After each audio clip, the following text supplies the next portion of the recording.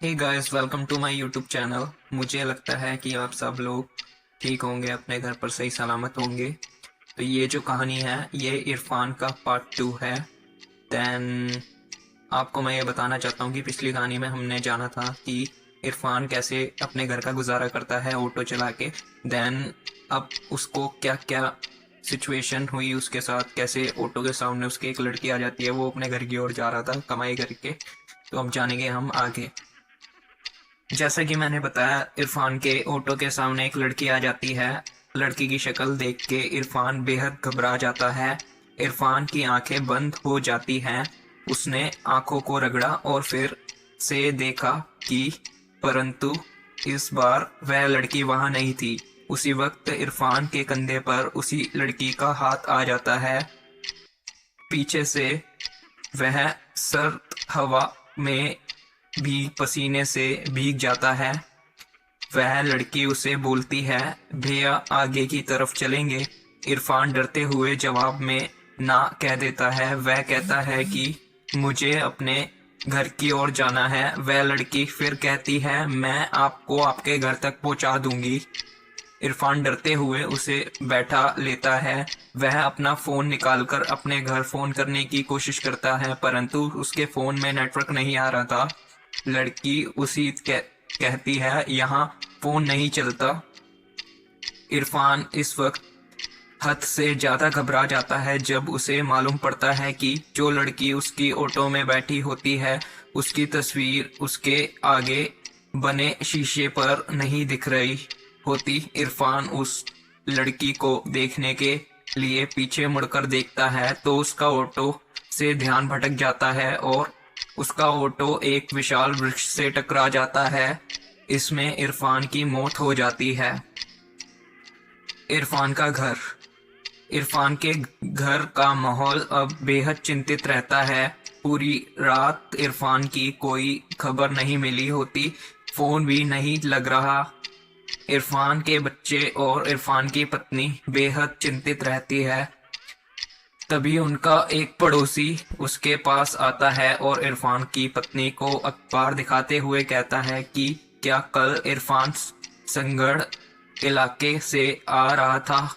इरफान की पत्नी कहती है, उसे नहीं मालूम, लेकिन ये इरफान नहीं हो सकते। वो गाड़ी कभी भी लापरवाही से नहीं चलाते। वह इतने भरोसे से इसलिए कह पा रही है क्योंकि अखबार में मरने वाले की फोटो नहीं थी। इरफान के घर के सामने अचानक से पुलिस की गाड़ी पहुंचती है। सभी घबरा जाते हैं। पुलिस के हाथ में एक तस्वीर होती है। ये तस्वीर इरफान की लाश की होती है। पुलिस इरफान की पत्नी से जब पूछता है तो उसकी पत्नी कहती है, जी साहब, ये मेरे पति हैं।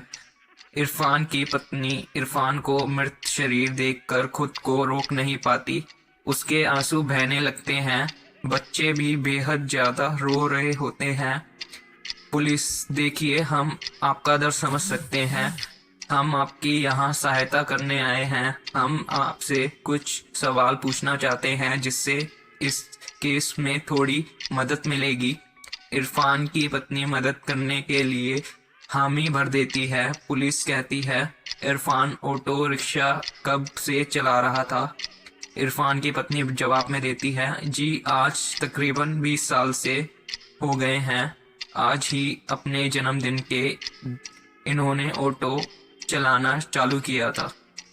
पुलिस कहती है, अच्छा, ये फोटो उसके खुद का है। इरफान की पत्नी बताती है, शादी के कुछ महीने बाद इन्होंने ऑटो को अपने नाम पर करवा लिया था। इससे पहले वह ऑटो इनके चाचा चलाया करते थे। वह ऑटो यूनियन के पूर्व प्रधान रह चुके हैं। पुलिस इरफान की पत्नी से पूछताछ करने के बाद मोहम्मद से पास पहुंचती है। मोहम्मद पूर्व ऑटो यूनियन का प्रधान बता रहा है कि इरफान का चाचा है। पहले तो वो पुलिस के हर सवाल का जवाब देने से मना करता रहा, लेकिन जब पुलिस वाले उसे सच बताने के लिए मारने लगे तो उसने बताया, इरफान के अम्मी बचपन में ही गुजर गई थी। इरफान के अब्बू यानी मेरे भाईजान शराबी थे। उन्हें शराब के अलावा खाने का कोई होश नहीं था। इरफान के लिए उसके माता पिता सब कुछ थे। एक दिन ज्यादा शराब के कारण भाई जान की मौत हो गई। इरफान अकेला हो गया। गरीबी के कारण ज्यादा पढ़ा लिखा नहीं था। वह मेरे साथ ही रहने लगा। पहले तो हमने उसे पढ़ने के लिए कहा, लेकिन उसका मन अब पढ़ाई में नहीं था। वो कहता था उसे पैसे कमाने हैं ताकि वह अपने आगे की जिंदगी अच्छे से बिता सके। इरफान के जन्मदिन के दिन हमने उसे लिए ऑटो लिया और उसे भेंट कर दी। ऑटो पाकर वह बेहद खुश रहा। ऑटो चालक के रूप में उसका वह पहला दिन था। मैं भी उसके साथ ही गया था। ये सुनकर पुलिस वाला हैरान हो जाता है। पुलिस बीच में रोकता है और पूछता है कि तुमने तो कहा था कि इरफान उस वक्त अकेला था। झूठ कहा था मैंने। इरफान का जन्मदिन था तो उसके लिए संघण से एक शराब की बोतल और साथ में कुछ चखने में भुजिया ली थी। ये रास्ता हर वक्त सुनसान ही रहता है। उस वक्त रात के 10-15 बज रहे थे। हमारा ऑटो को एक लड़की ने रोका। वो बेहद खूबसूरत थी दिखने में। छोटे कपड़े पहने हुए थी। अपने घर जाना चाहती थी, लेकिन मैंने और इरफान ने काफ़ी शराब पी हुई थी। इरफान नशे में बेकाबू हो गया और उसने लड़की का रेप करने लगा। वह चीख भी रही थी, लेकिन उसकी सुनने वाला कोई नहीं था। ये सुनते ही पुलिस वाला आगे के केस को समझ गया। उसने उस लड़की के केस को फिर खोला और मोहम्मद को फांसी की सजा दे दी। इरफान को सजा तो खुद वह लड़की ही दे चुकी थी। ये थी आज की कहानी और ये इरफान का पार्ट 2 यानी अंतिम भाग।